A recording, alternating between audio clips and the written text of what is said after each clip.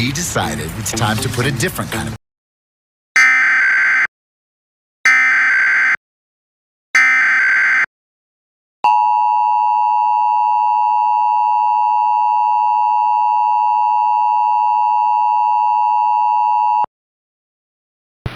The National Weather Service in Des Moines has issued a severe thunderstorm warning for northwestern Polk County in south-central Iowa until 8:57 p.m. Central Daylight Time.